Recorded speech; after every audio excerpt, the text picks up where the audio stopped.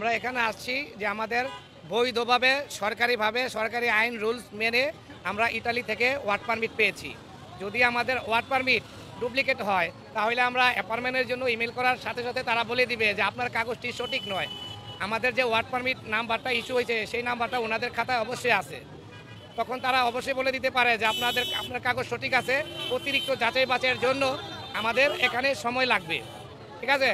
কিন্তু ওনারা 1 বছর, এখন আমরা অ্যাপার্টমেন্ট পাচ্ছি না, কেউ আছে 2 বছর এখনও ভিসা পাচ্ছে না, ওনারা আমাদেরকে রেজাল্ট দিচ্ছে না। আমরা অন্য জায়গা থেকে চাকরি ছেড়ে কেউ অন্য দেশ থেকে চাকরি ছেড়ে আমরা বেকার অবস্থায় বসে আছি এখানে চাকরির আশায়। এখন ওনারা যে আমাদের সাথে 2 বছর 1 বছর আমাদেরকে বসায় রাখছে, রেজাল্ট দিচ্ছে না, আমাদেরকে বসায় রাখে টাকার বিনিময়ে 25 সালের লোকজনদেরকে অ্যাপার্টমেন্ট দিচ্ছে এবং ভিসা দিচ্ছে। কেন? তা আমাদের দোষটা কি?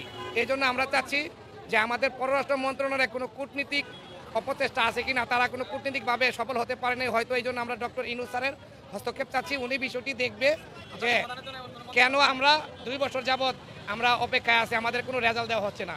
আমাদেরকে দেওয়ার হলে দিবে, না দেওয়ার হলে রিজেক্ট করে দিবে আরও আগে। কিন্তু 2 বছর বসায় রেখে এখন যদি ওনারা বলে আপনার কাগজটি সঠিক নয়, তাহলে আমার জীবন থেকে 2 বছর কেড়ে নেওয়ার তাদের অধিকার কিভাবে হলো?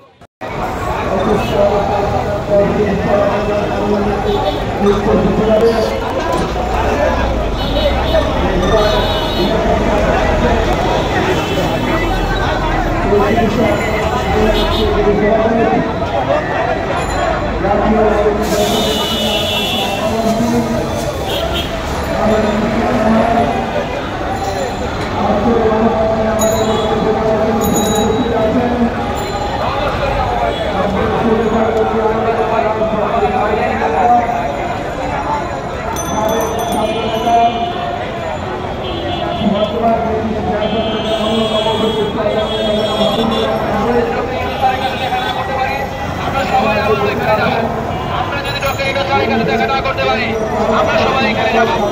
আমরা যদি ডক্টর ইউনূস স্যারের সাথে দেখা না করতে পারি আমরা আজকে আবার ওইদিকে যাবো ভাই।